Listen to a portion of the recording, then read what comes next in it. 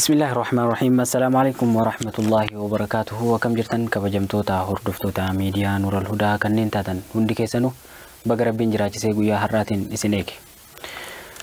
Kun qophii aafiyaati. Torbeetti yeroo maraa gaafii keessan giddugala godhachuun qabannee kan isinii dhiyaannu sagantaa har'aati. Har'a immoo gaafii keessan maddimatti dhiifannee haala yeroo irratti addunyaa guutuu mataa sochoosaa kan jiru waa'ee dhukkuba koronaa yookiin immoo COVID-19 isa jedhamee mogga'eef irratti marii ogeessota waliin qabna. Dhukkubni kun lubbuulee hedduu galaafatee jira.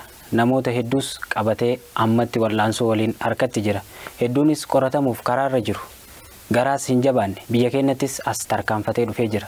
Uummanni keenyas baqachuu irraa manatti deebi'uu irraa dhaabbatee simachuuf baga nagaan nuuf dhufte waan jedhu fakkaata.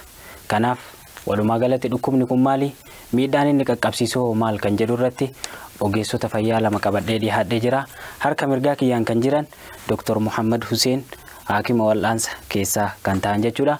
Harka bitaa kiyyaan immoo Kiyaar Shehaji Ibrahim haakima waliigalaa kan ta'an qabadhee isiniif dhiyaadhee jira. Hamma xumura sagantaa keenyaatti nu faana tura. Tole Dr. Koronaa yookiin COVID-19 jechuun maal jechuudha? Maqaa vaayirasiiti. Common vaayirasii sirna argansuu yookaan respiratory system jennuun hubu jechuudha. Vaayirasiin kun maqaan vaayirasii kanaa SARS coronavirus 2 jedhama. Maqaan vaayirasichaa COVID-19 kan jedhamu kun immoo maqaa dhibee vaayirasiin kun fidu moggaafame jechuudha.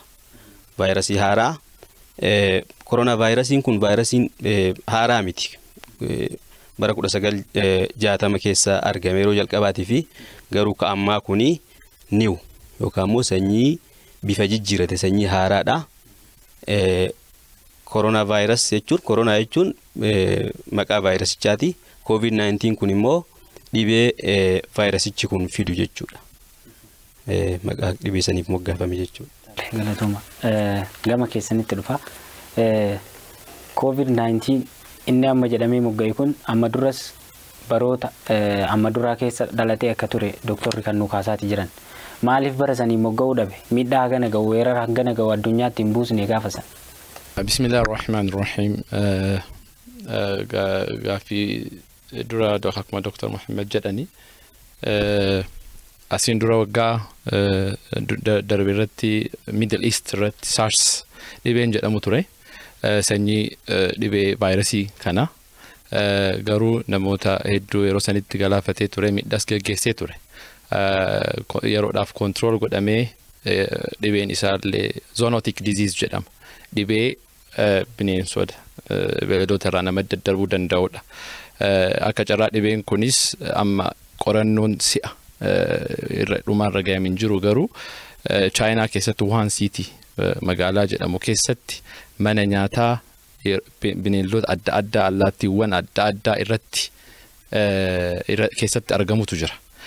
Dhibeen kun amma akka WHO yookiin immoo dhaabbanni fayyaa addunyaa akka qabatee jirutti information inni qabu akkasi. Dhibeen kun achirraa dhufuu danda'e allaattii halkaniitti irraa dhufuu mala waan jedhu suspicion akkana qaban yeroodhaaf. Kanaaf dhibeen kun ka adda wal fakkeenya qaba. SARS 16 ka yoo san jiruu fi COVID-19 ka ammaa kun dhibee wal fakkaatudha. Wanni hubus respiratory jechuun dhibee hargansuu akkuma doktorri jedhan dhibee sirna hargansuu hubuudha. Kanaaf hedduu hin miine sun yeroodhaaf control godhamee bira darbameera. Baroota san namoota 700 hamma 800 caallee qofa ajjeesee achumaan bade jedhama. Darbi dhibeewwan kun immoo gosoota 4 yookiin achi ol qaba jedhamee taasifama. Akkaataa ragaa nama haakimoonni yookiin doktoroonni kennaa jirtutti. Kunoo. Actually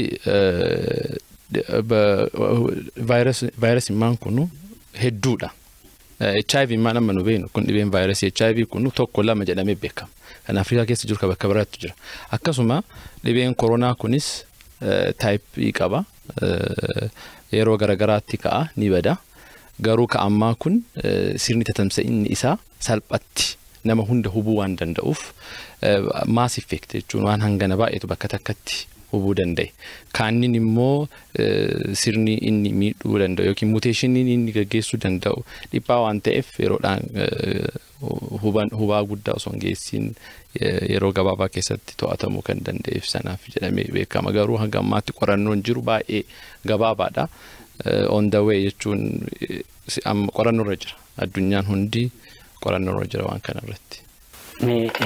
Gara keessanitti haa dhufu dhukkubni koronaa yookiin COVID-19 inni jedhamu kun sa'aatii ammaa kanatti raaga qabatamaan yookiin haala murteessaan waan kanarraa dhufe jedhee wanni murtaa'ee jira. Gaaffii bareeda. Koronaa vaayirasiin kuni ispeeshaalii keeziin jalqabaa jechuudha.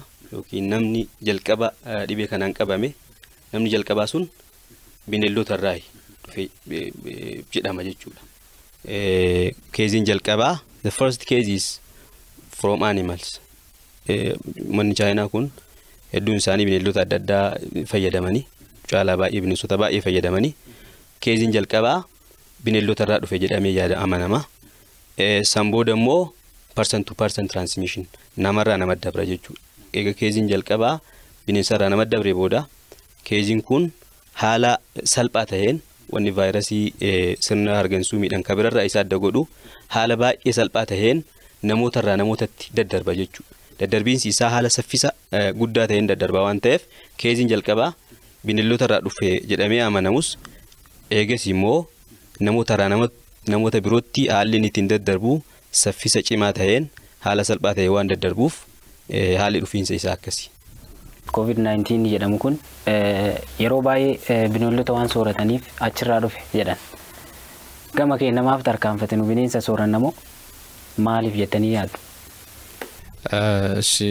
Gaaffii gaariidha. Dr. Tuqoo yaalaniiru. Dhibeen kun dura dursoo bineeldotarraa nama qaba. Akkuma reefu jechuu yaaletti chaayinatti uummanni magaalaa Wuhan suni bineeldota hedduu sooratu. Keessa amma dhaabbanni fayyaa addunyaa suspekta godhaa jiru allaattii halkanii ka jedhu peejii isaaniitti irra jira. Soorata sanirraa dhibeen bineeldota irraa namatti darbe zoonotic disease jedhama. San immoo namni qabame sun immoo sirna hargansuu kan miidhu yookaan hafuuraan salphatti nama biraatti dabarsuu danda'a. San booda namni kuunillee kaanitti because namni waliin jiraata tuttuqqee hedduu jiraata. Kanaaf haala salphatti nama kaanitti daddarbuu danda'a. Haaluma kanaan biyya keenya illee haala itti dhufe akkama hunduu beeknu biyya alaatti irraa nama dhufe biyya keenya qubata haala saniin salphatti nu bira ga'uu danda'a. Kanaaf haala kanaan daddarbuu danda'a jedhamee amanama. Tole Doktor, dhibeen kun yookiin vaayirasiin koronaa kun karaa kamiin namarraa namatti daddarbuu danda'a? Galatoomii dhibeen COVID-19 yookaan dhibeen vaayirasii koronaatiin dabru kuni akkuma jalqaba kaasuuf yaalletti dhibee sirna hargansuu keenyaa miidhu waan ta'eef akkaataan daddarbiinsa isaa hawaasni keenya sirriitti beekuu barbaachisa. Dhibee tokko akkaataa inni itti daddarbu yoo beekte ofirraa ittisuu dandeessa jechuudha. This is preventable disease. Dhibee ofirraa ittisuu dandeenya. Dhibee karaa inni ittiin daddarbu beekuun murteessa. Yoo karaa inni ittiin daddarbu beekte ofirraa ittista. Dhibeen kun akka jalqabaatti sadarkaa jalqabaatti jechuudha. Karaa inni ittiin nama daddarbu respiratory droplet yookaan immoo nam tokko fakkeenyaaf yeroo qufa'u, yeroo haxxifatu, yeroo haasa'us ta'uu danda'a. Irra hedduu garuu qufa'uu fi haxxifatu dhangala'aan qaama hargansuu namaa keessaa bahu jechuudha. Vaayirasii qabatee baha. Vaayirasichi dhangala'aa san keessaa dhangala'aa isaa wajji baha. Namni biraa immoo namni naannawa isaa jiru yookaan isa dhiyaatee jiru qilleensa gara keessatti yeroo fudhatu vaayirasii isa wajji gara sirna hargansuutti yookaan sirna nyaataatti gadi fudhata jechuudha. Eegas booda qaama keenya keessatti wal horee gara dhukkuba yookaan sadarkaa isaa jijjiiratuu danda'a yookaan immoo sirna hargansuu keenyaa miidhuu danda'a jechuudha. Saniifuu sadarkaa tokkoffaatti qufa'uun yookiin haxxifachuun dhangala'aan qaama keenyarraa bahu yeroo namni biraa gara keessatti fudhatee dhibeen kun dhukkubsatarraa gara nama fayyaatti dabruu danda'a. Lammaffaa namni dhibee kanaan qabame yeroo qufa'u yookiin yeroo haxxifatu dhangala'aan kun wantoota meeshaalee adda addaa irra bu'uu danda'a jechuudha. sibiila adda addaa irra bu'uu danda'a yookaan meeshaalee adda addaa irra bu'uu danda'a yookiin namichi immoo harka isaatiin of tuttuquu danda'a.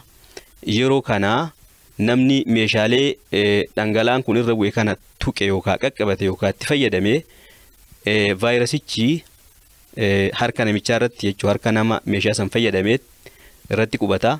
Eegasii namichi yoo harka isaatiin funyaan isaa afaan isaa yookaan ija isaa qabatu vaayirasichi haala salphaa ta'een daddarbuu danda'a jechuudha.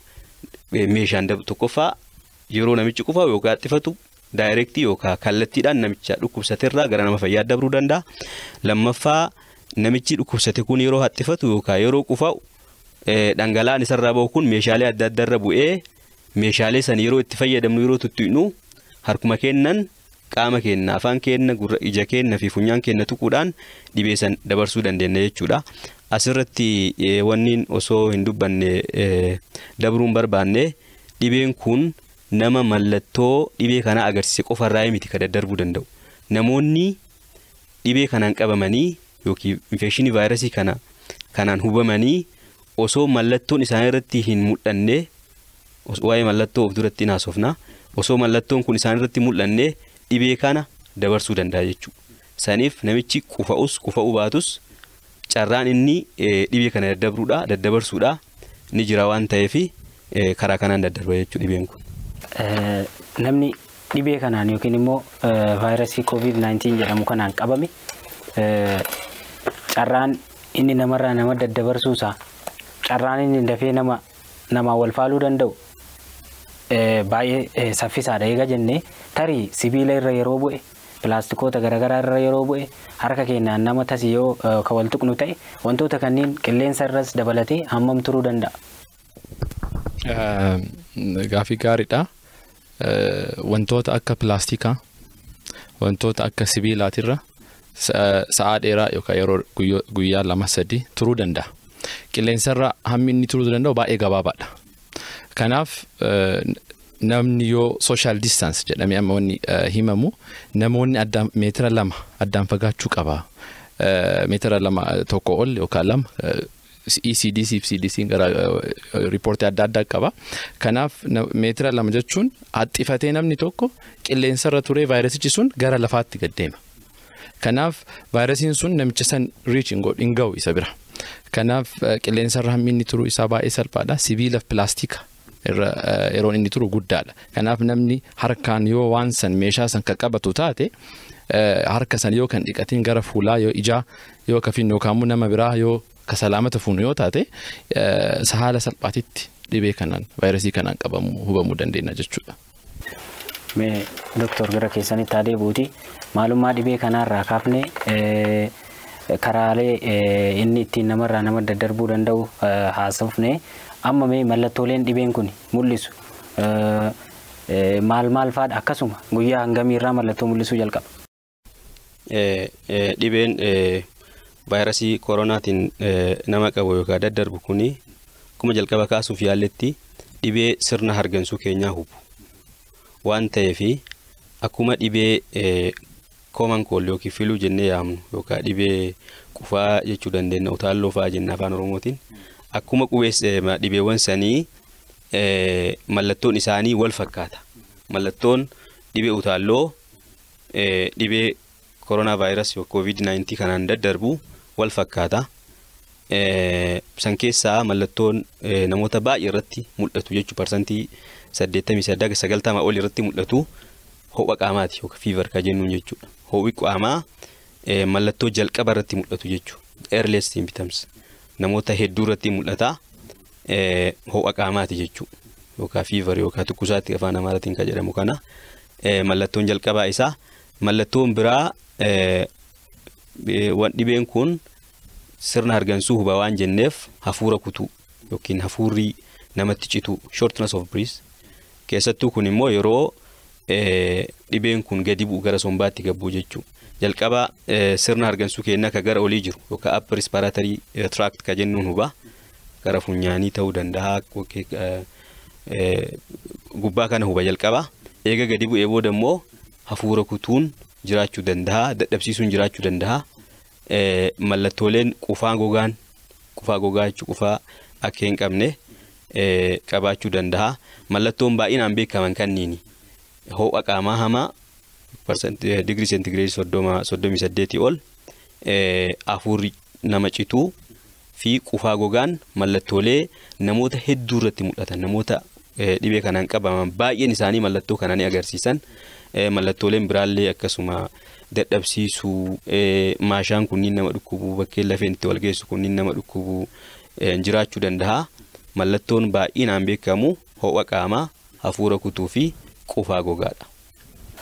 Qufaa jedhee namni keenya baay'inaan hawaasa keessatti beekamu parsantaa 90 ol haala wal fakkeenya isaan irratti adeeman. Amma dhibeen kun eegee gara biyyaatti asii malee booda maatii fi maatii gidduutti wal shakkiin guddaan uumameera. Tarii namuma duraan yoo hanga fedhe si biratti qufaa'us ta'e hin baqanne amma yoo inni si hattifatu mana tokkoyyuu waliin hin jiraatu amma jechuu wanti jedhu ni dhufa. Tarii hawaasa keenyaaf akka ifa ta'u dhibee kanaaf qufaa akkamitti addaan baasuu danda'an jettanii yaaddanis? Dura dursoo namni dhibee kana sodaa of keessatti uumuu hin qabu. Gorsa yeroo maraa ergaa kana dabarsuuf yaalla. Akkuma dhibee qufaa dhibeen kunis haala salphaatiin yoo of eeggannoon kan godhamu taate ofirraa ittisuu ni dandeenya. Dhibee qufaatiin garaagarummaan inni qabu akkuma doktorri kaasan wanni inni agarsiisu non specific symptom jedhama. Dhibee biraatirra addatti wanni inni agarsiisu hin jiru. Qufaan kun dhibee dhibbaa ol dhibee namni qufa'uu danda'a. Qufaan dhibee dhibbaa oliif milkata ta'uu danda'a.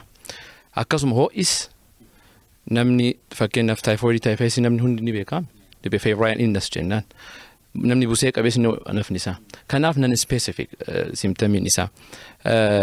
Wanni kana adda godhu qufarra specifically namni qufaa furrii qabaachuu mala, akkitaa qabaachuu mala. Koronaa irratti qufaa akkitaa fi yookaan furrii yaasuun rare jennaan yeroo baay'ee mul'atu. Yeroo baay'ee qufaa gogaadha ka koronaa irratti mul'atu. Lammata headache bowwoo. Koronaa irratti bowwoo hamaatu jira, severe headache jedhama. Qufaa irratti garuu bowwoon yoo ati ciifte jala yoo waan ho'aatu dhufte si dhiisa. Koronaa irratti garuu severe mataa bowwoo hamaa qabaachuun mala. Ho'is akkuma doktorri jedhan persantii digirii seelsiyasii 38 ol dhufa. Kuni qufaa irratti baay'een jiru. Qufaa irratti ho'i akkatti wal qabataan kun hin jiru. Kanaaf namni dhibee qufaatiin qabame yoo danda'e mana yaalaa deemee guyyaa tokko lama irra ka turu taate mana yaalaa deemee yaalamuun gaariidha. Yoo kan dandeenye taate immoo haga danda'amutti yoo contact history qabaate nama biyya alaatii dhufu taate yookaan immoo nama dhibee kanaan shakkame waliin walitti dhufeenya ka qabaatu yoo taate haga tokko maatii isaatitti kalaa'uu dhabee of fageessuun dirqama. Yookaan immoo bakka suspectioniin akkanaa hin jirretti qufama gandarraa nama qabeef maatii ofii dhiyeessuu fi balaa adda addaa ofirraa geessuun gaarii miti. Osoo ta'e haakimaan osoo kan mari'atuu danda'ame taate haakima waliin mari'atee haala saniin osoo yaala argatee waan jedhu qaba. Dhibeen kun sirna hargansuu miidhuu dura carraan inni kokkee keessatti turuuf qabu guyyoota meeqa ta'a? Sirna hargansuu miidhuu dura kokkee irra taa'ee qufaasisa waan ta'eef carraan inni gara haga sombaan buune kokkee irratti qufaasisu guyyoota meeqa ta'uu danda'a? Dhibeen vaayirasii kun incubation period jechuun namni tokko symptomii kana yookiin milkata dhibee kana agarsiisuudhaaf yoo xiqqaate reenjii adda addaatu jira. Akkuma amma jenne dhibeen kun haaraa Awurooppaan ECDC European dhibee warri qoratu CDC'n ka Ameerikaati dhaabbanni fayyaa addunyaallee hundumtuu reenjii adda addaa baasa. Actually mee gara biyya keenyaatti dhufne 9 haga 12 waan jedhu jira 10 haga 15 ka jedhu jira. Guyyaa 9 yookaan guyyaa 10 waan akkana agarsiisuu baachuu danda'a. Kanaaf quarantine jedhanii yookaan immoo addatti nama baasanii nama laalan. Namichi waan akkana agarsiisu taate guyyaa kana keessatti dhibee kana sakatta'anii laalanii san booda mana yaala isaaf godhan. Kanaaf namni dhibee kana agarsiisuu danda'u at least guyyaa kana keessatti guyyaa 9 haga 12 jennee lafa keenya keessatti simptomii kana yookaan immoo milikkata kan agarsiisuu danda'a salphaatti. Kabajamtoota hordoftoota miidiyaa Nuural Hudaa yeroo ammaa addunyaa guutuu weeraruun kan argamu waa'ee dhukkuba koronaatti marii ogeessota waliin taasisaati kan jirru jechuudha. Marii hanga ammaa taasisaatti jirurraa akka waa hubachaa jirtan abdii qabna. Nurraan fagaatinaa iddoodhuma jirtanitti turaa jenna. Boqonnaa baanii walitti deebina. Wassalaamu alaikum warahmatullahi wabarakatuh.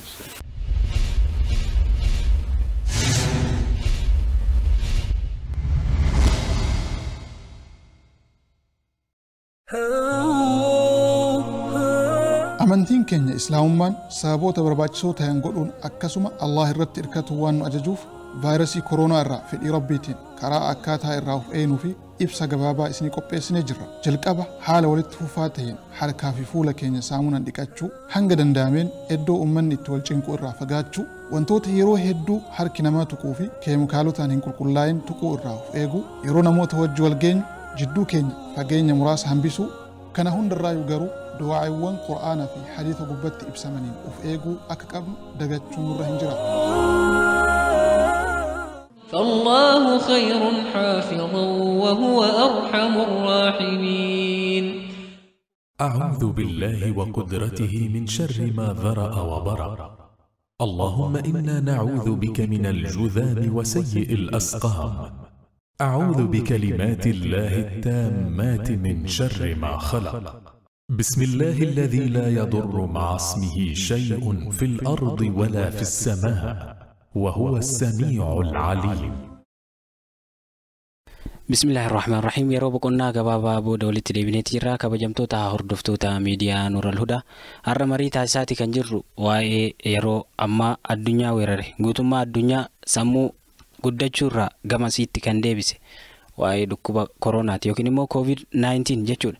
Tarii vaayirasichi kun osoo jaamulate addunyaan tun hundinuu waraana ofii qabdu gara isaatti deeffattee isaan wal falmiirra jirti ta'a. Amma immoo osoo jaan hin mul'anneeyyuu addunyaa kan akka raase tarii osoo jaamulate hoo maaltu ta'a kan jedhu marii ogeessota fayyaa keenya wajjin taasisaati jiru akkumatti uffatte jira akka warraa hubachaa jirtanis abdii qabna jechuudha. Tolee gaafii itti aanutti darbina doktor dhibeen kun eegi mul'ate ji'oota muraasa illee ta'u tarii dawaa qaba laata? Bismillahir Rahmanir Rahim. Gara dawaatti dhufuu dura gaafii jalqaba kaastee irratti waan dabalu qaba. Garaagarummaan dhibee qufaa fi yookaan qufaa komangoolli jennuun kana yookaan utaalloo jennuun kanaa fi dhibeen ammaa kun dhibeen COVID-19 jedhamu kun garaagarummaan isaa maali mallattoo irratti gaafii jedhu kaastee in fact garaagarummaa kana qaban jedhanii dubbachuun nama dhiba. Mallattoo irratti garaagarummaan qabani. Wanni hawaasni gochuu qabu achirratti doktora mari'achiisuu qaba. Haakima mari'achiisuu qaba. Haakimni haala qabatamaa amma jiru irratti hundaa'ee waa wayii murteessuu danda'a. Namichi kun qoratamuu qaba, qoratamuu qabu waan jedhu murteessuu danda'a. Waan ta'eef mallattoon kun qufaa fi kun immoo kun COVID-19 fi wanni jennee adda qoonu hin jiru. Mallattoon wal fakkaata jechuudha. Mallattoon isaanii wal fakkaata. Garuu cimina dhibeettu garaagarummaa qabaachuu danda'a. Cimina qaba. Ka COVID-19 kun in hammaata. Irra hammaata jechuudha.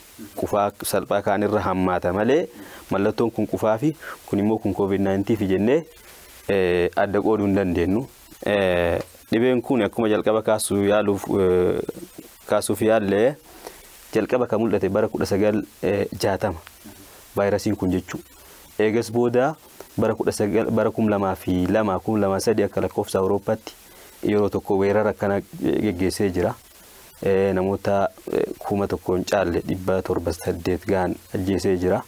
Akkasuma bara 2014ttis akkasuma weerara geggeessee jira. Addunyaa guutuu akka ammaa kanatti waliin hin geenne qorannooleen dawaa adda addaa uumuufis tattaaffiin godhamee jira. Amma wanni ifatti jiru wanni qabatamaan jiru dhibeen kun dawaa hin qabu. Haga ammaatti jechuudha. Haga ammaatti dawaan dhibee kana fayyisu yookaan vaayirasicha kana ajjeesu hin jiru. Wanni waliigalaa kana jechuudha. Tole mee gara keessanitti dhufa. tarii dhibeen kun eegii uumamee ji'oota muraasa ta'ullee saayinsistoonni addunyaarra jiran dhibee kanaaf dawaa argachuu irratti falmii guddaarra jira inni jechuudha. Tarii wantoonni hanga dhibeen kun biyya galee haasa'amanis tokko baay'eetu jiru. Shaayii sukkaara hin qabne daffisaatii garaa qullaatti ganama fayyadamaa wanni jedhullee dhiyeenya kana miidiyaa hawaasaa irratti dubbii wal nyaachisaa jira waan ta'eef qullubbii adiillee fayyadamaa zanjabiilallee fayyadamaa wanti kun qofaa miti tarii nunuyyuu hin qabu warri jedhanii amanus ni jiru. Maal jettan isin kanarratti? Galatoomii gaafii gaarii kaaftee dubbiin tuni gaafiin tuni gaafii wayitaawaadha jedhee amana. Maal yoo jette dhibee masiin dura tureefuu namni waa hedduu wal urjaachisa keessattuu uummanni keenya haakima dhaga'uurra nama jaarsaaf jaartii ganda keessa jirtu dhaga'utu irra filata. Kana namni keenya hubatee waan addunyaan jettu miidiyaarraa ergaa direct ta'e hubachuu qaba malee garanatti osoo jedhu burjaajee dhibee kanaan saaxilamuu waan danda'uuf kanarra akka of eegu dhaamsa qaba. Dura gaafa guyyaa 15 akkana 7 dura nafa akkata akkuma dhibeen kun biyya seeneen abbaan amantaa tokko feexoo dhugaa jedheen. Feexoo uummanni hundi feexoo dhugee maal koronaan nuun qabu erga feexoo dhuyinee jedhee feexoo dhugaa ture. San booda kijiba akka ta'e warra amane. Ammallee immoo shaayii ganama dhugaa san booda ganama shaayii dhuyitan dhibeen kun akka feetan sochotanis harka dhiqatuu baattan dhibeen kun nama hin qabu waan jedhu information akkanaa kaleedheen gaddabe. Kuni guutuutti sooba. Afaan guutuudhaan dubbatamuu hin danda'amu. Kuni kijibaa namni keenya akka hin burjaajeffamne. Waan ministeerri fayyaa biyyattii, waan dhaabbanni fayyaa addunyaa, waan haakimni hospitaala itti kaluu jiru himu dhaga'uu qaba. Haakimaa miti amma aktivistoonni jiru. Aalimoonni imaamni masjidatti himaa jira. Osoo kanan dhagayin waan namni Facebook irra taa'ee nama walii barreessu.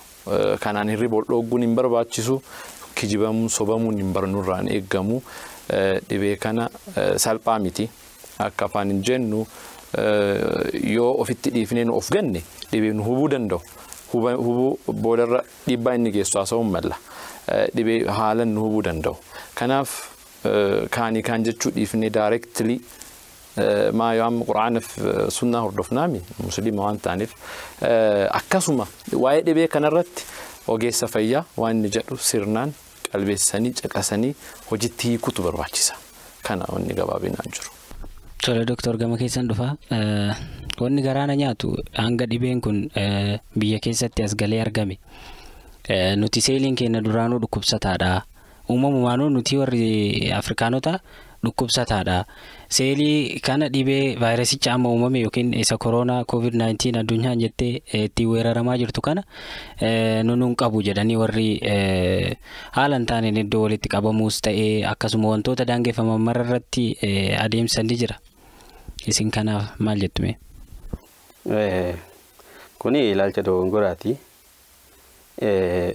Namni no one is immune from this virus. Namni kamiyyuu dhibee kanaan qabamuu danda'a. Dhibeen kun qabatamaan nama har'a dhalates qabee jira. Nama umurii guddaa isa dhumaa qabee jira. Nama gurraacha qabee jira, adii qabee jira, sanyii adda addaa hunda qabee jira. Namoota biyya adda addaa haala adda addaa keessa gammoojjii jiran kabaddaa jiran kabiyyoota haala qilleensaa adda addaa qaban keessa jiraatan qabee jira. Qabatamaan jechuudha. Saniifuu kuni ilaalcha uf sobuudha. Nama biraa sobuu osoo hin taane of sobuudha. Dhibeen kun waan qabatamaan arginu waan ta'eef nama hunda qabaa jira. Nama kamiyyuu qabuu danda'a.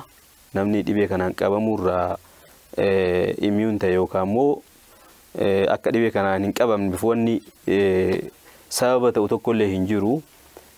Akka saayinsiitti dhibeen tokko fakkeenyaaf namni jalqaba dhibee tokko hin qabamee dhibee saniin immunity develop godha yookaan immoo dhibee saniif lammataa sirni ittisa qaama keenyaa akka dhibee nurraa ittisu akka ijaaramee dhibee san dhibeen jalqaban hube sun jechuu dhibee biraa osoo hin taane dhibee jalqaban hube fakkeenyaaf dhibeen shiftoo jedhamuun jira miti measles ka jennuun kun nam tokko ijoollummaatti dhibee san yoo qabame dhibeen sun deebi'ee nama hin qabu namichi immunity develop godha yookaan immoo dhibee san humna ittiin ofirraa ittisu uummata jechuudha waan dhibeen measles san hin qabameef dhibee san ofirraa ittisa dhibeen vaayirasii irra hedduun isaanii amala ujijjiiruu qaban mutation jennaani nam tokko osoo vaayirasiin koronaa kanaanuu qabamee deebi'ee isaan qabamuu danda'a bifa jijjiiratee dhufa jechuudha COVID-19 kun boru COVID-21 22 ta'ee dhufuu danda'a bifa jijjiirata yeroo bifa jijjiirata waan ta'eef of sobuun yookiin sobamuun bareedaa miti dhibeen kun nama kamiyyuu qabuu danda'a yaada jedhuun dabarsuu barbaada. Tole eegii hagammaa maalummaa dhibee kanarraa kaanee karaa inni ittiin daddarbu irratti marii taasisaati jirra marii gaarii hawaasni keenya warraa hubata jennee yaadnu jechuudha mee karaa kamiin uummanni keenya dhibee kanarraa jalaa bahuu danda'a yookiin karaalee kamiin ofirraa ittisuu danda'an? Erga hubannoo dhibee kanaa qabaatanii booda namni hundi harka isaa dhiqachuun barbaachisaadha. San booda immoo harka wal fuudhuu namoota adda addaa waliin yoo wal argu harka wal fuudhuu guutuutti dhaabuu qaba. Maaliif akkuma dura jedhametti vaayirasiin kun haala salphaadhaan kan daddarbuu danda'u haala kanaa waan ta'eef. Inni biraa immoo social distance kan jennuun addaan faffagaannee taa'uudhaan fi bakka namoonni hedduun itti argaman dhaquu dhabuun dhibee kana irraa ittisuu hin dandeenya. Inni biraa immoo yoo dhibee kana ofirratti kan shakkinu taate daddafnee gara mana yaalaa deemuudhaan adda of baafnee gola addaatitti adda of baafnee haala ogeessa fayyaa wajjin wal arginu uumuudha. Akka nama biraatti hin darbine gochuudha jechuudha. Kanaaf haala kanaan dhibee kana ofirraa ittisuu danda'ama. Tole Dr. gara keessanitti dhufa karaalee ittiin ofirraa ittisuu isaarratti haasaati kan jiru vaayirasicha kana jechuudha. Waan nama mudateetu jira.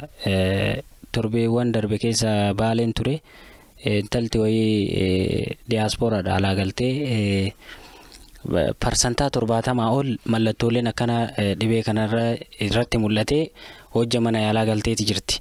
Sa'a sanitti uummanni magaalaa keessa jiru martinuu rifateet ori'ee gara mana yaalaa dhufuudhaan gilaafii fi wantoota amma funnaanitti uffatan kana maal jedhanii gaafatu ogeessa waan san gurguru dawaa koronaa isa funnaanitti uffannee harkatti uffannee ofirraa ittisnuun nuuf kenni alkoolii ittiin harka keenya dibannee vaayirasicha kana ofirraa ajjeesnuun nuuf kenni wanta jedhutu jira. Tariimee isin kun harkatti uffachuun kun funyaaniif afaan uffachuun kun tariyaan yeroo baay'ee ogeessota fayyaatti akka alatti arginutti illee ogeessota fayyaatti yeroo baay'ee wanta kana kan fayyadaman. Uummanni hawaasni bal'aan waan kana fayyadamuu irratti miidhaa mataa isaa danda'e qabamoo faayidama akkuma isaan jedhan faayidaa isaaniif qaba? Galatoomi gaafii kana deebisuudhaaf dhibichi kun karaalee inni ittiin daddarbu yookiin akkaataa inni ittiin daddarbu sirriitti hubatuun murteessaadha. Dhibeen kun haga ammatti airborne yookaan immoo dhibee qilleensan fakkeenyaaf namni wayii akkanatti arganee qilleensa irratti arganee jechuudha qilleensan irraa vaayirasichi qilleensa keessa ture gara namatti hin darbu jedhama. Haga amma ragaa amma qabatama jirutti jechuudha. Airborne yookaan qilleensan hin darbu. Droplet wanta dhangala'aa namicha qufa'u yookaan namicha xiffaturraa bahu yoo daayirektii yookaan kallattiin gara keessatti fudhatte fageenyi namichaaf si gidduu jiru dhiyoo ta'ee sababa saniin gara keessatti yoo fudhatte dhibee kanaan qabamuu dandeessa. Karaan ittiin dabruu danda'u tokko kana isa kana sirriitti beekuun murteessa. So yoo nama dhibee kana qabu wajji ka jiraatu taate irraa fagaachuun siif kan inni mijoofne taate face mask kana fayyadamuu qabda. Namni nama dhukkubsatu kana gargaaru jechuudha. Nama kana wajjin dhiheenya jedhame kana gaditti nama kana wajji jiraatu waan kana maaskii kana yookaan haguuggii funyaanii fi afaanii kana godhachuu qaba. Maaliif wanni kun carraa isa qabu carraa namicha kana qabu waan qabuuf jecha. Kana alaa namni fiildii keessa yookaan kophaa isaa deemu akkasuma maaskii kana godhachuun hin fayyadu. Sababni isaatis qilleensarra wanni jiru hin jiru. Wanni murteessan namarraa fagaachuu social distancing jennu kana eegu meetira tokko haga lama meetira tokko yoo xiqqaate minimum namarraa fagaachuu keessattuu nama qufa'u nama xifatu kanneen irraa fagaachuu santu murteessa malee kuni amma namoota muraasa fi ka rikoomandii godhamu jechuudha. Dhaabbanni fayyaa addunyaatis tokkoffaa ogeessota fayyaa warra nama yaalan jechuudha. Nama kanaatu dhibee kana qabaan beektu, nama kanatu yeroo kana hattifataa yookaan yeroo kana qufaan beektu itti dhiyaattee gargaarta waan ta'eef maaskii kana godhachuun dirqama. Namoonni ogeessonni fayyaa kan nama yaalan jechuudha. Lammaffaa namni nama dhukkubsate yaalu waan kana godhachuun dirqama. Sadaffaa namni mallattoolee kanneen qabu yookaan namni qufa hattifatu yookiin mallattoo dhibee COVID-19 kanaan namni shakkamee maaskii kana fees maaskii kana yoo godhatee isan fayyadu dhibeen kun akka gara nama biraatti hin tamsaane waan fayyaduuf jecha wanni maaskiin kun namoota sadeen kanaaf rikoomandii godhama. Ogeessa yaalaa warra nama yaalu, nama dhukkubee yookaan tajaajilu yookaan dhukkubsachiisu fi nama mallattoo kana qabu yookaan nama dhibee kanaan qabame. Namoota sadeen kanatu fees maaskii kana godhachuu qaba. Gilaavii yookaan wanni harkatti godhamu kuni keessattuu ka uffata irraa godhamu kuni raabarii ka jennuun kun hin jiraa miti. Kunniin carraan wantoota yookaan vaayirasii kana ofitti qabuu isaanii guddaadha. Yeroo hedduu amma inni agarta namoota waan adda addaa gurguran nagaadeen adda addaa wanni kana godhatan kan waan uf qaqqabatan wanni kun vaayirasii ofii qaba. Harka yoo ta'e dhiqattaa hin qulqulleeffattaa haala salphaa ta'een qulqulleessuu dandeessa. Gilaavii san ganama godhattee haga galgalatti waliin turta. Carraan ati funyaan kee afaan kee fuula kan kee tuqu guddaa. Carraan qaama biraa bakka biraa tuqu achirraa immoo yeroo biraa deebitee ufitti daddabarsuu guddaa waan ta'eef rikomandiin godhamu. Yooma godhamee iyyuu waan wahiitiin qabachuudhaaf waan wahiitiin godhuuf fayyadamtee san booda ofirraa yoo baafte rakkoon qabu. Akkaataa itti fayyadame isaallee sirriitti yoo beekne murteessa malee akkanumatti right and left namni hundi maaskii godhatee yookaan namni hundi gilaavii godhatee gilaaviin wanni jechuun kuni dogongora. Ani wanni na mudate maali waajjira wayii dhaqee dhimmaa fi poolisoonni gilaavii kana godhataniiti nama sakatta'u miti. Ganama kaasanii galgalatti isaan gilaavii godhatanii nama sakatta'u. Ufeeganii waan gaarii namoota biraa hoo like ana sakatta'anii ani yoon dhibee kana qabaadhee nama bira dabarsan jechuudha. Wanni kunis yaa xiyyeeffannaa barbaada yoo danda'ame yeroon jijjiirachuun gaariidha. Kanuma jechuu barbaada sirriitti. Tole gara keessanitti yaa dhufnume dhukkubni kuni COVID-19 inni jennee yaamnu kun jechuudha. Daddarbiinsa isaarratti tarii qilleensa ni filata jechuun qilleensa ho'aallee hin jaalatu jedhanii afoo dhibeen kun gadi bu'e qilleensa ho'aa keessatti vaayirasichi ni du'a waan ho'aa wayituu hin jaalatu iddoo qabbanaa jaalata waan jedhamee haasa'amaa turetu jira waan ta'eef tarii dhibeen kun daddarbuudhaaf qilleensa ni filata. Okay, gaafii gaariidha. San dura gaafii yaada duraati irratti xiqqoo jechuu barbaada because it's essential baay'ee jechuu yeroo kanatti namoonni agarru keessattuu magaalaa Adaamaa kanarratti hedduu namni gilaavii fi haguuggii fuula yookaan maask jedhamu kana diratee deema. Akkuma dooktarri jedhanitti airborne miti dhibeen kun dropletidhaan ka daddarbu. Osoo motora oofu namni tokko yookaan osoo adda deemu kophaa isaa qilleensa keessa godhatee deemuun faayidaa tokko hin qabu. Lammanni gilaaviin akkuma isaan kaasuu yaalanitti namoota ogeessa fayyaa nama dhibee kanaan yookaan qufaa waan akkana shakkii akkana ofirraa qabu amma shofeerota baasii taaksii adda addaa oofu kunniin yoo godhatani possible sirriidha. Kanaan achi garuu namni kanaan ala ta'e gilaavii kana yoo diratu dhibee kana nama kaan caalaa tatamsa'inni isaa guddaa ta'a. Strictly namni hubachuu qabu gilaavii godhachuu qabu. Magaalaa keessatti nama tokkoon qabanne yoo nama biraa qabatu hin ofirraa baafu. Ofirraa baasuun sunu steepii qaba. Akkanaan ofirraa mulqan. Maaliif kun hundi ka barbaachisuuf akka dhibeen kun nutti hin tarreefin miti. Kan nuti gorsaa jirru saniif. Namni guyyaa meeqa jijjiiratu danda'a. Hospitaalatti dhibamaa 30 yoo yaalle 60 jijjiiratu dandeenya nu bira jira. Namni guyyaan takkitti soqee argata. Takkitti san beetasaba faamilii isaa hunda walii gaha. Kun strictly namni akkan fayyadamni gorsuu barbaada. Gaafii amma kaafteef I think easy jechuun amma ifa ta'eera because Middle East BO'adha. seentigireedii 27 hanga 40 biyya ga'utti dhibeen kun argameera. Qorannoo amma jiruun. Kanaafuu jechi yoo duraa jiru sun kufeera. Dhibeen kun qilleensa lachuu keessatti qabbanaas ho'aa keessattis daddarbuu fi nama qabuu danda'a. Waan jedhamutu amma jira. Kanaaf namni biyya ho'aa jiru Somaaliyaa keessatti dhibeen kun argameera. Saawudii keessatti dhibeen kun argameera. Awustiraaliyaa sa'a amma ho'aadha. Digrii Seelsheesii 36 akkana jirti. Dhibee hedduu namoota hedduu dhibee kanaan qabamee jira. Ameerikaa biyya qabbanaa'aa jedhamu keessatti namoonni hedduun raankii tokkoffaarra jirtiyyuu. Kanaaf haala kanaan easily beekuu dandeenya. Kanaaf dhibeen kun bakkee fi wayitaa hin filatu gabaabumatti. Egaan kabajamtoota hordoftoota miidiyaa Nuural Hudaa turtii taasisaati kan jiru ogeessota keenya wajjin waa'ee yeroo ammaa addunyaa yaaddessaati jiru dhukkuba koronaa irratti yookiin COVID-19 isa addunyaan jechuu waamu jechuudha. Qophiin hordofaati jirtan immoo qophii aafiyaati. Yeroo boqonnaa gabaabaa booda walitti deebina hin irraan fagaatina.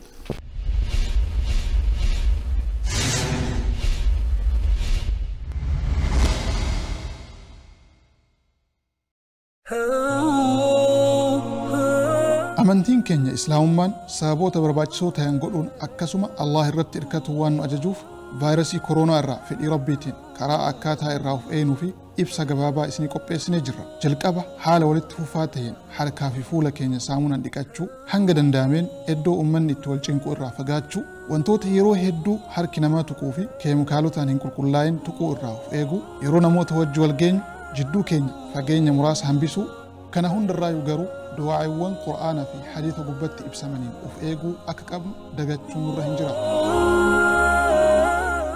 فالله خير حافظا وهو أرحم الراحمين. أعوذ بالله وقدرته من شر ما ذرأ وبرأ. اللهم إنا نعوذ بك من الجذام وسيء الأسقام. أعوذ بكلمات الله التامات من شر ما خلق. بسم الله الذي لا يضر مع اسمه شيء في الأرض ولا في السماء وهو السميع العليم. kabajamtoota hordoftoota miidiyaa Nuural Hudaa kanneen taatan yeroo boqonnaa gabaabaa booda walitti deebineeti jirra. Ogeessota fayyaa keenya waliin waa'ee yeroo ammaa addunyaa guutuu sammuu gara ofiitti deeffate dhukkuba koronaa irratti marii taasisaati kan jirru. Mariiwwan hagammaa taasisaati jirru irraas akka waa hubattan abdii qabna. Dhukkubni kun baay'ee tatamsa'uun yeroo ammaa addunyaa kan yaaddesse akkasuma namoota miliyoona 50 ol mana ofiitti kan deebise jechuudha. Gara biyya keenyattis as tarkaanfatee jira yeroo ammaa. Kanaaf biyya takka masgiinni rabbi gabbaruudhaaf irraa namni dhabamee hin beekne beeytii rabbi irrattis mana isaa cufsiise namni tokko sa'a ammaatti walitti dhufanii rabbiin gabbaruufillee carraa kana dhiphisee jira jechuudha. Dhukkubni koronaa kun yaaddoo masaarraa ka'uudhaan marii doktoroota keenya waliin taasisaati jirre jechuudha. Qophiin keenyas akkuma itti fufetti jira nu duuka bu'a. Tole doktor, dhukkubni COVID-19 yookiin immoo inni koronaa jennuun kun nama qabuudhaaf umrii filata du'aati yookiin immoo sadarkaa ajjeesuudhaaf akkamitti ilaalama? Gaaffii bareeda. Dhibeen kun nama qabuudhaaf umriin filatu. Nama kamiyyuu qabuu danda'a. Akkuma jalqaba karaa dhibeen kun ittiin daddarbu yeroo kaafnu kaasuuf yaalletti namni tokko yoo nama dhukkubsataatti distaansii yookaan fageenya ibsame sanii gaditti nama dhukkubsatu kanatti yoo dhiyaate namichi kun yeroo haxxifatu yookaan yeroo qufa'u wanni kun dhangala'aan kun yoo namicha dhukkubsatu kanarraa bahee namni bira jiru kun immoo gara keessatti fudhate dhibee kanaan hin qabama jechuudha. Daa'imnis hin qabama, namni umrii giddu galeessattis hin qabama, namni guddaa namni manguddoonis hin qabama jechuudha. Umrii irratti nama qabu irratti umriin hin daangessu, garaagarummaan hin jiru. Garuu eega nama qabee booda sadarkaan ciminni isaa jechuudha, severity jennaani. Ciminni dhibee kanaa umriitti garaagarummaa qabaachuu danda'a. Fakkeenyaaf namoonni umriin dargaggeessaa namoonni dhibee biraa hin qabne jechuudha. Isaan irratti dhibeen kun laafaa ta'a. Mallattoo yoo agarsiisuu dhabuu danda'a. Yoo mallattoo agarsiises mallattuma salphaa qufaa agarsiisa jechuudha. Namoota umriin isaanii deeme jechuudha. Umrii namoota gurguddaa manguddoo yoo qabe immoo itti jabaatuu danda'a jechuudha. Wanni kun sadarkaa qaama yookaan sirna argansuu kennaa gara gadii jechuudha. Kara sombaatti gabbu'ee somba lamaan hubuu akkasuma severe ARDS ka jennu yookaan somba lamaanuu sirriitti madeessee haga sadarkaa meeshaa yoo harganan malee harganuu hin dandeenye geessuu danda'a. Namoota umriin isaanii guddaa ta'an jechuudha. Akkasuma namoota dhibeelee biraa qaban dhibee sukkaaraa, dhibee onnee, dhibee asmii yookaan COPD dhibee jennuun dhibee baay'ee jira.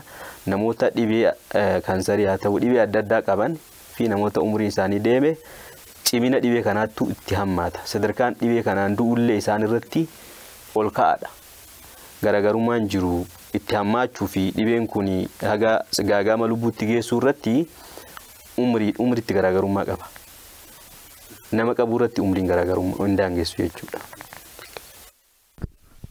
Tole Dr. Mee gaafii amma ka'e kanarratti yaada dabalataa yoo qabaattan? Biyya keenya keessatti namni umrii waggaa 14 dhibee kanaan qabameera. Namni umrii 81 umrii kana dhibee kanaan qabameera. Namni umrii jiddu galeessaas dhibee kanaan qabameera. Kanaafuu kun fakkeenya gahaadha. Dhibee hin filatu. Guutumaa guutuutti dhibeen kun umrii hin filatu. Kanaaf namni keenya dargaggeessi nan qabu jedhee of eeggannoo dhiisuu, daa'imni na jalaan qabamtu jedhee of eeggannoo daa'ima ofiitiif godhu dhiisuun hin barbaachisu waan jedhu irraa baratu qabna. Tole gaafiin biraa inni namni dhibee kanaan qabame yookiin dhukkuba koronaa jennu kanaan namni qabame carraan fayyuu jira laata? Recovery jechuun dhibee kanarraa deebi'uun ni danda'a. Kun akkuma reefu kaasuu yaalletti immunity yookiin dhibee ittisuun qaama keenyaa ittisni qaama dhibee ittisuu qaama keenyaa yeroo jabaa ta'etti dhibee kana yookaan immoo dhibee biraa of keessaa yoo hin qabaatiin akka dhibee sukkaaraa, dhibee onnee, dhibee dhiibbaa dhiigaa dhibeen kunniin yoo dabalataan nurra kan jiraanne taate nafni keenya ofirraa ittisee dhibee kanarraa bilisa ta'uu ni danda'ama.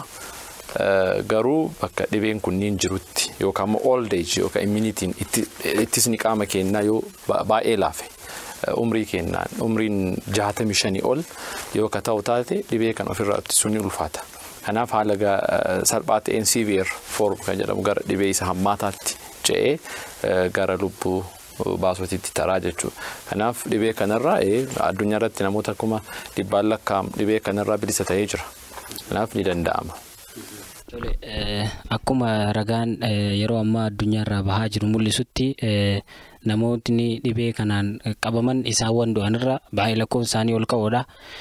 Akkasuma isaan nan fayyan isaan du'anirra baay'ee carraan fayyuu isaanii baay'ee ol ka'oodha. Lakkoofsi addunyaarraa bahaa jirus ni mul'isa. Kanaaf dhibee kanaan qabamu jechuun du'uu jechuudha moo namni dhibee kanaan qabame biyya keenya keessatti carraan sodaatu isaa maaliif ol ka'a? Gaafii bareeda kaastee dhibeen kun namoonni dhibeen kanaan qabaman irra hedduun isaanii irra baay'een isaanii mallattoon argisiisan jechuudha. Fakkeenyaaf warreen riipoortii godhame keessaa nam lama mallattoon qaban positive tested positive mallattoo garuu qaban. Namoonni hedduun mallattoon qaban. Namoota mallattoo qaban keessaayis namoonni baay'een mallattoo salphaa ta'e qaban. Mallattoo salphaa ta'e. Wanni waa'ee dhibee kanaa ilaalchisee wanni nama yaachisu dhibeen kuni haala salphaa ta'een namoota irraa namootatti daddarbuu isaati. Namoota hunda waliin gahuu isaati. Namoota hunda yoo waliin gahe immoo carraan namoota umriin manguddooman yookiin dhibee adda addaa qaban hubuudhaa guddaa. Akkasuma isaan irratti immoo cimini dhibee kanaa hin hammaata. Sadarkaa lubbuun gahullee gahuu danda'a waan ta'eef wanni dhibee kanarraa baay'ee sodaannu daddarbiinsa isaati. Daddarbiinsa isaati nam hunda waliin gahuu isaati. Waan ta'eef nam tokko dhibee kanaan qabame jechuun du'e jechuu miti.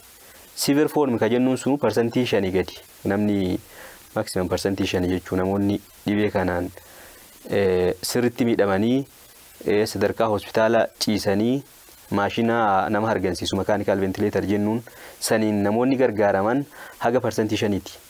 Nama dhibba keessaa jechuun namni dhibbi osoo har'a qabamee namoonni 5 sadarkaa isaaniin ga'anii san keessaa namoonni haga tokko ni fayyanii parsantii haga 2 haga 3 nama 100 keessaa nama ajjeesuu danda'a. Waan ta'eef nam tokko dhibee kanaan qabame jechuun ni du'a jechuu miti. Garuu daddarbiinsi isaa kun baay'ee nu yaachisuu qaba. Addaan fagaachuu wal sodaachuun maaliin kunu ikonoomikaalii waan baay'ee nama yaachisu. Hawaasni keenya dhibeen kun namni dhibee kanaan qabame du'e jellee fudhachuun qabu. Dhibeen kun nama najjeesu salpha jellee salphatti ilaaluun qabu. Dhibee kana uma qabatama akkuma inni jirutti hubatu qaba. Guddisuullee qabu. Xiqqeessellee ofirraanfachuun qabu. Akkasitti osoo hubannee gaarii fakkaata. Tole yaada bareedaa nuuf kaaftanii gama birootti yoo adeemne dhukkubni koronaa jedhamu kun inni haaraa addunyaatti as tarkaanfate kun jechuudha. Miidhaa hawaas dinagdee irratti inni qabu jira jettanii yaaddu? Definitely baay'ee qaba.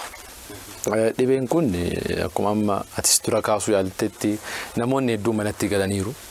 Namoonni hedduu manatti galuu jechuun economically, politically jechuun dinagdee biyyaa, siyaasa biyyaa waa hedduu balleessa. Tokkoffaa humna oomishaa ka jennu dargaggeessa hubuu danda'a. Dargaggeessa yoo hube immoo biyyi tokko dinagdeen isii siyaasni isii hundi ni kufa. Biyya keenya kanatti as deebine biyya ambaa biyya humna qaban biyya fayyaan isaanii nu rabbii gaditti waa hunda hin danda'an jennee amannu kana hospitaalli isaanii guutee karatti isaan baasee waa hunda dhiisanii rabbitti deebi'an. Kanaaf biyyi keenya humna keenya hin beeyna. Haala fayyaa biyya keenya jiru kanarraa ofirraa ittisuu hin dandeenyu. Humni keenyas ka guyyaa tokko nyaatee dalagee guyyaa takka dalagu malee nyaatuu galgala hin dandeenye biyya itti heddummaatu kana keessatti dhibeen akkanaa galee namni manatti yoo galee hubaatiin inni dhibee caalaa qabu kanatu nu miidha jechuudha. Kanaaf rabbiin nurra haa kaasu dhibee waa hundaan nu miidhuu danda'u. Karaa hundaan siyaasa dinagdee sammuu namni dhibee kanaan qabame akkuma doktorri jedhan dhibeen kun dhibee fayyuu malu. Garuu namni dhibee kanaan qabamuu isaatiin xiinsammuun isaa baay'ee miidhama. Ni fayya guyyaa ji'a booda guutuutti fayyuu mala. Garuu xiinsammuun isaa namni ilaalchi isaa qabu baay'ee isa huba waan ta'eef kanaaf namni haala kanaan dhibee kan hubatu qaba. Directly dhibee nafa keenya miidhu qofa osoo hin ta'in dhibee waa hedduu miidhudha. Tole Doktor gara keessanitti dhufa isa dura darbe irrattis yaada dabalataa qabaattan ni dabalattu walumaa galatti marii keenya gama dhumaatti fidaa jirra. Ka'umsi dhibee kanaa Chaayinaadha. Yeroo ammaatti Awurooppaa giddu galeessa godhate akkasuma New Case guyyaa irraa haaraa qabamuudhaan immoo Ameerikaan lakkoofsota addunyaa hoogganaati jirti. Akkasuma du'aatiin miidhaa lubbuu dabarsuutiin immoo biyya Xaaliyaanii fi Ispeen baay'ee miidhaati jira. Maaliif jettanii yaaddu isin? Bismillahirrahmanirrahim. Dhugaadha. Dhibeen kun akkuma jalqaba kaasuuf yaalletti this is communicable disease. Dhibee daddarbu. Sababa addaa hin qabu jechuudha. Sababni dhibeen kun keessattuu Chaayinaattis Xaaliittis haala maleetti faffaca'eef ogeessota isaanii yookaan namoota isaan gorsu jalqabarraa jechuudha dhagahan turre jalqabarraa. Akkuma jalqaba kaasuuf yaalletti dhibeen kun namoota hedduu irratti mallattoo hin qabu. Ani qabaachuu danda'a amma fakkeenyaaf yookiin ati qabaachuu dandeessa hin beeknu. Mallattoon jiraachuu dhabuu danda'a, daddabruu danda'a. Waan ta'eef jalqabarraa kaasanii akkuma dhibeen kun mul'ateen wantoota of eeggannoo godhamuu qabu yookaan ittisa irratti hin hojjetamne jechuudha. Ittisa irratti hin hojjetamne. Humna qabna jaanii yaaluu dandeenya jaanii illee ta'uu danda'a. San isaantu beeka sababa ittiin waan kana sirriitti dhagahuu hin filatinii fi akka qabatamaatti immoo akka biyya keenyattis yoo as deebine wanni mul'ataa jiru kana. Ogeeyyiin fayyaa iyyaa jiran halkanii guyyaa.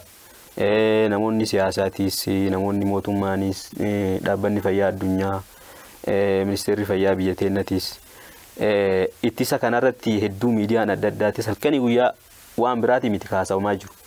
Garuu wanni kun gurra namarra bu'aa waan jiruun fakkaatu qabatamaan jechuudha. Maal argitaa laayik nama amma gilaabii uffatee maaskii godhatee yookiin wal hammatu argita fakkeenyaaf maaliif gilaabii godhate waan kana sirriitti hubannee qajeelfama waan jedhamu kanallee sirriitti hojiirra oolchuu irratti hanqina guddaa jira attitude ka jennu jechuu ilaalcha irratti wanni hawaasa keenyaaf dhaamuu barbaadu qabatama biyya keenyatti keessattuu amma Adaamaa jirra. Magaalaa Adaamaatti keeziin aga 3 mul'atee jira. Nu bira dhufee jira jechuudha. Dura fagootti Xaaliyaanii fi Chaayinaa yookiin Ameerikaatti wanni jechaa turre yookaan Finfinneetti quba qabaa turre amma nu bira dhufee jira. Nu hundi kennayyuu at risk jechuudha. Saaxilamuudha dhibee kanaaf. Waan ta'eef of eeggannoo godhamuu barbaachisu himamee jira. Nama hunda bira gahee jira. Namni hundi dhagahee jira. Maal gochuu qabna akkamitti dhibee kana itti fina wanni namni dhagaheen hin jiru. Wanni haaraan ara dubbannus hin jiru. Wanni hundi dubbatamee jira. Hagan an beeku atis hin beektaa. Hagan inni beeku innis ni beeka. Namuu hin beeka jechuudha. Warri baadiyyaa jirus sirriitti beeku. Garuu hojiirra oolchirratti rakkoon jira. Ammallee irra deebinee of eeggannoo keessattuu Adaamaa akka shari'aattis dhibeen daddarban akkanaa kun yoo dhufe bakka dhibeen sun jirutti deemuun dhoowwaa yookaan immoo namni safara san jiru yookiin ganda san jiru illee achirraa bahuun dhoowwaa waan ta'eef ummata Adaamaa ummanni magaalaa Adaamaa of eeggannoo gochuu qaba. Osoo bakka biraallee yeroo hedduu deddeemuu baatanii baadiyyas maalis bareeda amma eenyutu dhibee kana qabaa waan hin beekneef jecha social distancing jennu kana sirriitti eeguu qabna. Qulqullina keenya eeggachuu qabna. Akkasuma yaa du'aayis gochuu qabna. Rabbiis kadhachuu qabna. Gara rabbiitis toobaa deebuu qabna. Waan jechuun kaasuu barbaada dhumarratti. Rakkinni dhumaatii yookiin gaaga'ama lubbuu hagana ga'e Xaaliyaanii fi Ispeenis ta'e biyyoota addunyaa guutuu irratti fide dhibee kana akka waan Chaayinaa irratti dhaabbatu fageessanii ofirraa laaluu isaaniiti. Dhumaatii Xaaliyaan guyyaa irraa galmeessaa jirtu kanarraa biyyi teennaas ta'e hawaasni keenya maal barachuu qaba jettanii yaaddusi?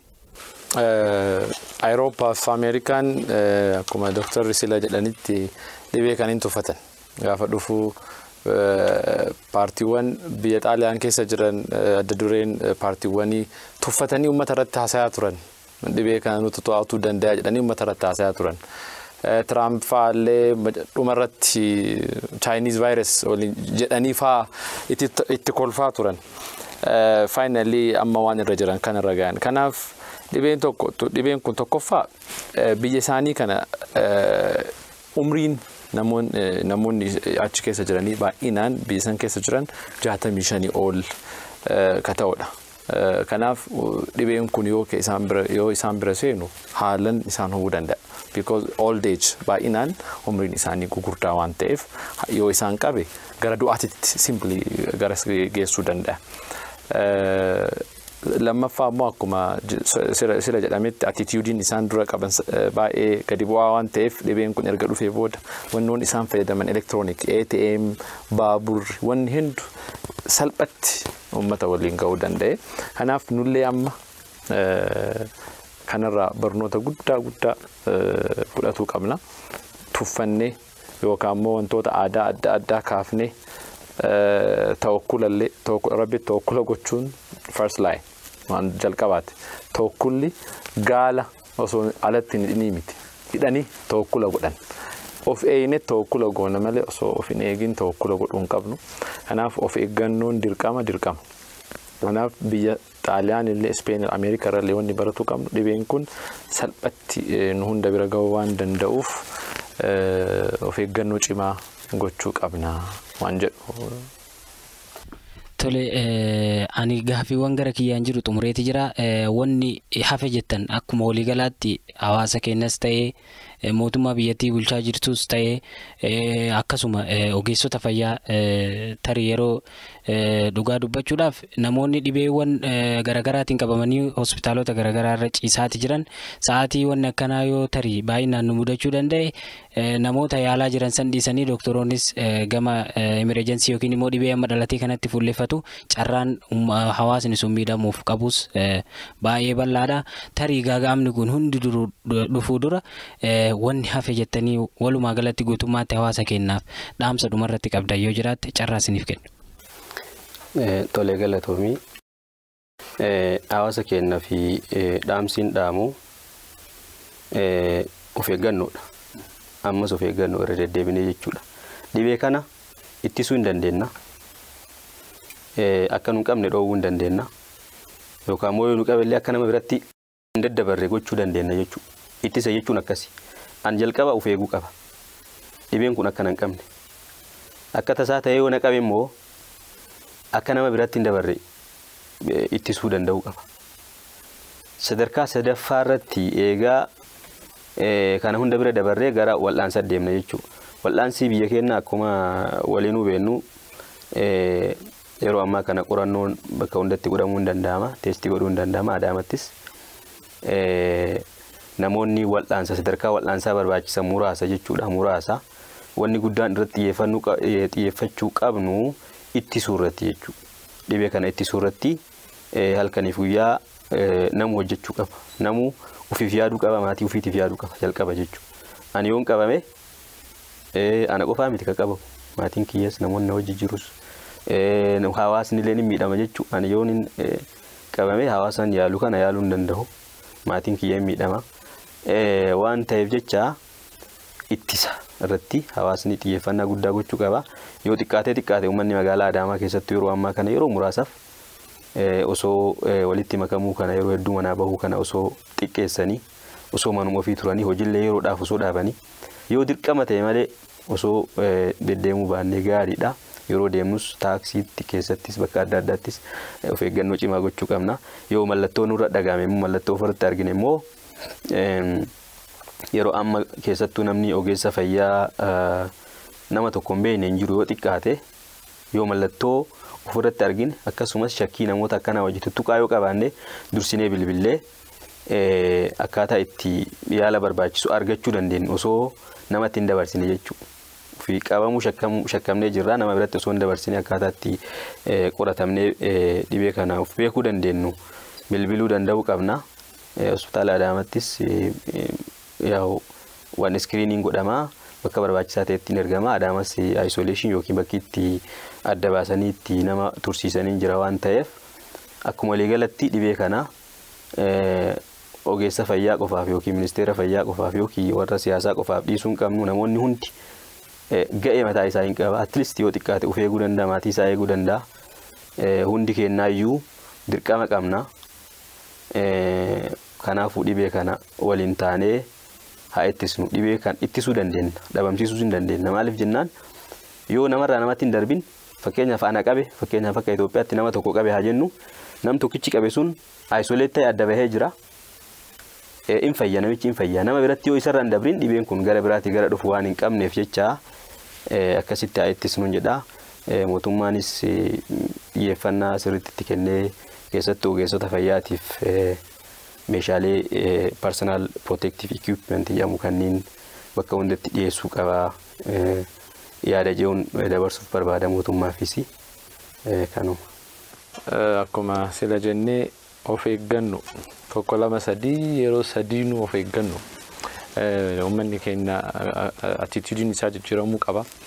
Yeroo kanatti burjaajoon hin barbaachisu. Alhamdulillah miidiyaa hedduu qabna. Miidiyaan amantaa jira, miidiyaan private business irra dalagan hedduu jiru. Reediyoon baadiyyaan jirren jiru. Kanaaf namni keenya informationii wayitaawaa fi sirrii argachuun salphatti danda'a yeroo ammaa kana. Kanaaf sa'a kanatti burjaajoon hin barbaachisu. Waan ogeessi fayyaa jedhu, waan ministeerri fayyaa biyyattii jedhu direct dhaga'ee hojiitti hiikuu qaba. Of eeggannoowwan reefu asiin dura haasofne kana hojiitti yoo hiikin dhibee kana baay'ee nu hubuu danda'a sila ta'eef. Kanaaf waa maraafuu rabbiin nurraa haa kaasu. Wanti biraa wantoota reefu jenne wantoota adda addaa namni carqii harkatti diratee dhibeewwan kana akka tatamsa'u karaa banaa jiru ni jira. Namoota akkana yoo argitan gorsa itti hima. Yoo keessin amanuu diddu taate ogeessa fayyaa akka dubbisu itti hima. Maaliif dhibeen kun karaa saniin baay'ee daddarba waan ta'eef. Kanaaf dhibee kanarratti rabbiin kadhatuun soomuun wantoota karaa shari'aatii wal qabatee amma masjida stay home jedhama amma dura harka waliin qabatinaadha. San booda social distance namoonni adda adda fagaatanii dhaabbatanii jedhame san booda stay home tu dhufe amma garas deemaa jirra biyyattiin ta'een amma adda adda dhaabadhaa gabaattis masgidattis adda adda dhaabadhaa meetira tokko ol fagaadhaa dhaabadhaa jedhaa jiru. Guyyaa muraasa booda stay home jedhama manatti gala namni manaa ba'e akka seeratitti adabama. Kanaaf kunis dhufuun isaan oolu ni dhufa. Garuu dhufuun dura yoo danda'ame bakka namni itti baay'atu waan akka cidhaa waan akka sagantaa daawaa adda addaa yeroodhaaf osoo dhaabni waan jedhu qaba. Karaa masjida ilaalchisee ulamaa'iin karaa isaan hordofuun barbaachisaadha. Waan isaan jedhan caqasanii sharhii isaanii hojiitti kun barbaachisaadha. Kanaaf ogeessa fayyaa fi information wayitaawaa ta'etti osoo dhiyaannee caqafannee gurra kennine waan jedhu qaba guutumaa guututti. Galatooma. Isinis galatooma. Kanaaf hawaasni keenya dhibee barri fidee nurraan ga'e kana dhibee amma biyya keenya keessattis guyyaatti lakkoofsi dabalaa jiru kanaan hin burjaajayinaa wanti guddaan jiru of eeggannoodha. Yoo ammoo rakkinni biraa jiraate ogeessota fayyaa bilbiloonni ni jiranii bilbiltanii mariisisuu ni dandeettu jechuudha. Gama biraatiin immoo akkuma dhaamsa keessattis darbaa ture iddoowwan isin hin barbaachisne irratti argamuun akkasuma iddoolee namni itti baay'atu adeemuun irraa osoo of qusanne yeroodhaaf gaariidha. Wanni guddaa fi guddaan inni jiru sodaachuu dhabuudha akkasuma gorsa ogeessa fayyaa dhagahuudha jechuudha. Rabbiin dhibee amma dhufee addunyaa mataa garagalchaa jiru kanarraa anas isinis haa baraaru jedha. Kabajamtoota hordoftoota keenya qophii dabarsinee irraa akka waa hubattan abdii qabna. Ogeessota fayyaa keenya guddaa galatoomaa jennaani sagantaan har'aaf qabnu kanuma. Anaan qophii birootiin wal agarra. Wassalamu alaikum wa rahmatullahi wa barakatuh.